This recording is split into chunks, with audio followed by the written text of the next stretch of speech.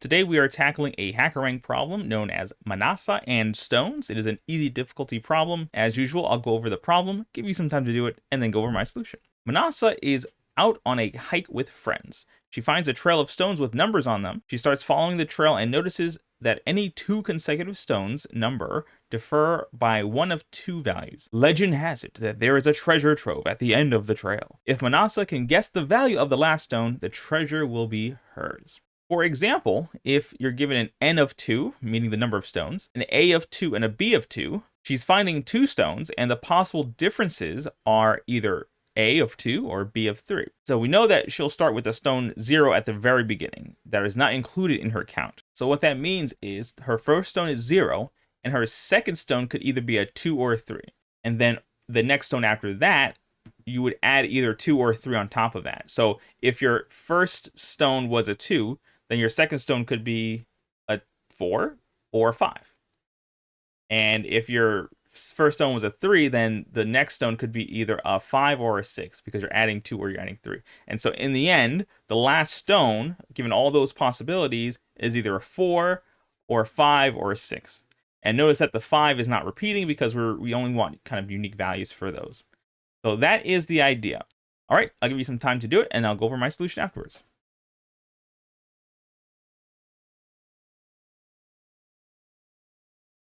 So my algorithm is as follows. First, I'm going to create a set to represent all possible values for the current rock that we're on. We're going to initialize this with the 0 rock. Then we're going to iterate through each rock. We're going to store a temporary set just to keep track of basically what the next possibilities are. And then we're going to, for each one of those, we're going to calculate what the value with A is and the value with B is for the next rock, add that to our temporary set, and then once we're done looping through each of those rocks, we are going to reassign our outer set with the temporary one. Then all we have to do is take a list from the last set of rock values and sort it, and that's our answer essentially. And you might be wondering why we're doing a set. And again, we only care about unique values, and I'll showcase that here. We have an n of 4, a of 10, and b of 100. So at the first step, n of 1, we have rock 0. So nothing going on there. At n of 2, we have the value of that being either a 10 or 100. And so those are two possibilities. So we would store that in our set. And then the next round, we have something kind of interesting going on where we have the 10, we would add 10 to that to get 20, or we can add 100 to that to get 110. For the 100, we could add a 10 to that to get 110, or a 100 to get 200. And you'll notice that we have duplicates at this point. With our powers combined, we will become a single 110 because we don't need to duplicate work, essentially. So these are the three values that we need to consider for the next round of calculation. We don't need to duplicate here.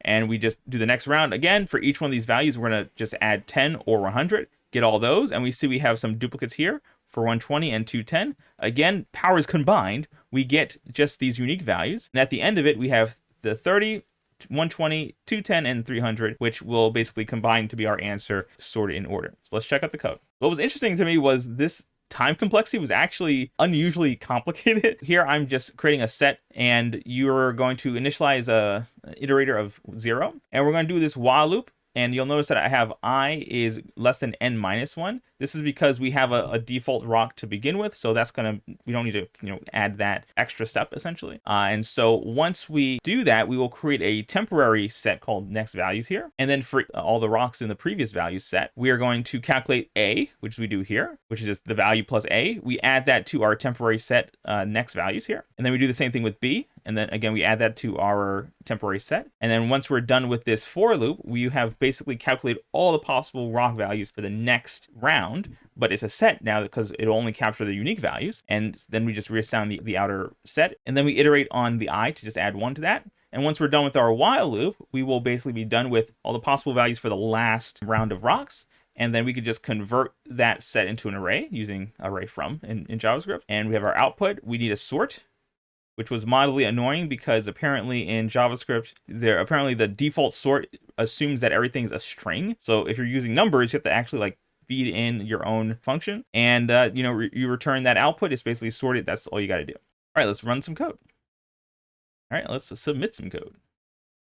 Hey, there we go. Very good. Let's go into the time complexity now. This one was, I think, very messy. Each step in this while loop is basically compounding the number of elements being considered for the next round by 2. So it's like a 2 to the power of n. That's the kind of situation we're in. Unfortunately, because we're doing this in an additive way, so it's like 2 to the power of 0. That's like one element. The first time you go through it is only one element, right? 0. And the next time it'll be 2 at most. At worst case, it'll be 2. So it'll be 2 to the 1 power, 2 to the power of 2, and then all the way up to 2 to the power of n. But then you're doing a summation on all of those. This is not the most complicated thing necessarily, but there's something called geometric progression, which is this idea of like having these exponential numbers that are summed together. So this is a well-known formula, which is here, and it simplifies to this 2 to the power of n minus 1.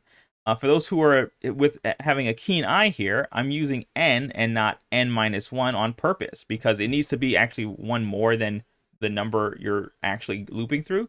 Once we're done with that, we have this output being sorted. We're not doing just n log n, right? This is sort of this different value. I'm calling it x log x, where x is the size of that last set. This is one of the possible values set, which is going to be at most 2 to the power of n minus 1. This is what x is. So if you plug that into x log x, you get this hunky mess of stuff here. If you add all that stuff together, the total time complexity is this janky thing, which is, here is the while loop, and this is the sorting. We're gonna drop constants real quick. We're gonna consolidate, and then we're gonna keep the most significant term, which happens to be the sorting. So this, in the end, is the time complexity, I believe, for this. Maybe I got something wrong. Do tell me in the comments if I got that wrong. I think this is one of the trickier time complexities that I've ever had to deal with. All right, folks, that's it for today. If this is the kind of content you enjoy, please make sure to like, subscribe, do all the good things, and I'll see you next time.